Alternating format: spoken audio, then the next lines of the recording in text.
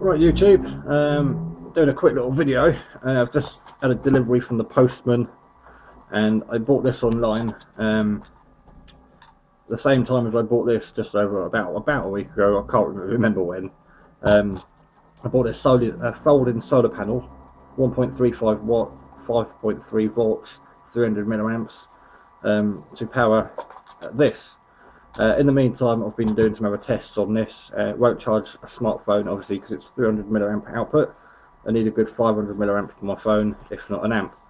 So I recommend if you're going to buy a solar panel, you can get some good 7-watt panels folding from Hong Kong. But of course, the more watts you want, the bigger the panels. But for 20 quid from Hong Kong, you can get a good 7-watt, which will charge your phone directly without need of any battery banks or anything. But anyway, as I said, I bought this to work with this, because I bought this to work with this, or to work with injunction together. And I wanted this just to charge batteries while out camping. Also, for a bit of an emergency kit to go in with my lights out box, my LOB, or whatever they're called these days.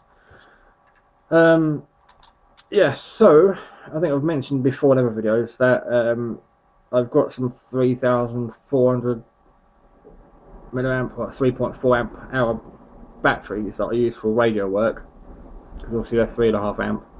Well, they're 3.8. I think they're 3.8. I can't remember now. And I've got some cheaper ones I use for torches. These are 800 milliamps, and I've got some 450s in my head torch. My head torch takes AA's while camping, and this little AA battery torch is awesome and also takes AA's. And I've got no means of charging them while out and about. I normally charge up my torches before I go away, and then when I'm out, so I do need to charge them. I have got one of these. I can charge from my my EDC battery bank, which is 5.4 amps, but I can only do 2 at a time, and obviously then I'm draining sources from the device that I need to charge my phone. So moving back onto this, it charges from USB, and the power out is also USB, so you can't run power through the device, which I don't recommend doing anyway, because you can overheat and kill the battery and so on. They need a proper refresh rate. So it slides open, and it takes 4 AA's or 4 AA's, or you pull down the tab comes down on both sides, so you can get 2 AA's in there. Now you can charge 2 AA's and 2 AA's in one go, or you can do 2 batteries on that side, 2 batteries on that side, but you can't do 1 at each side or 2 in the middle. They have to be a pair there and a pair there to complete the circuit, which is a shame, because my headlight takes 3 batteries. My home battery charger can do 1 battery, 2, 3 or 4, but this will only do 2 or 4. It would be nice if I could charge 3 batteries.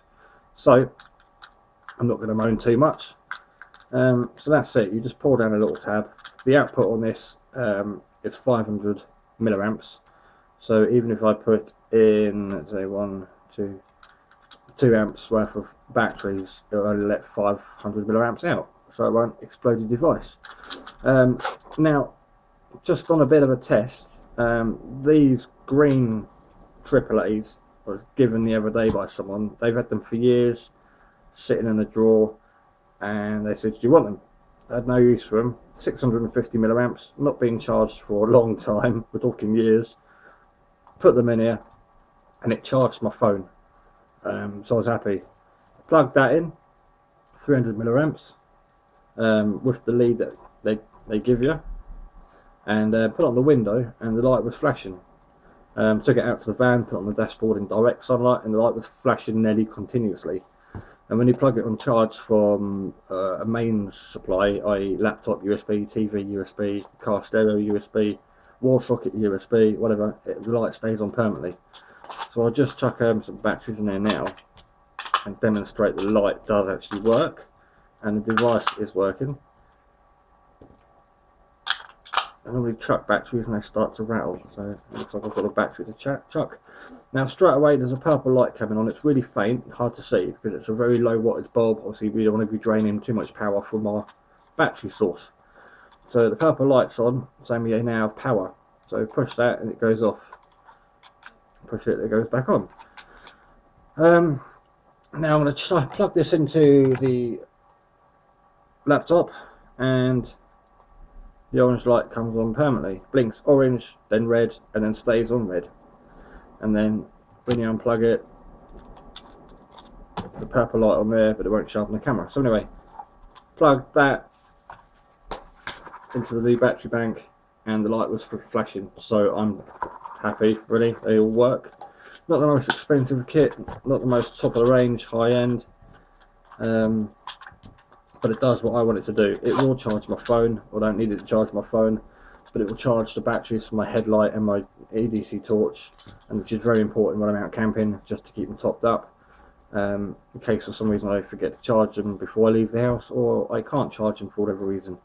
And this folding panel, which was like £6, works in conjunction with this, which is £10 to £16.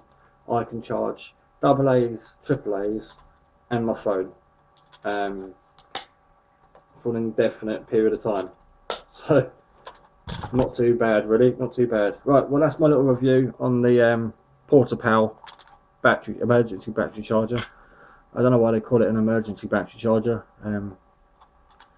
because it isn't handy in emergency, but it's handy anyway. They could have called it a camping charger.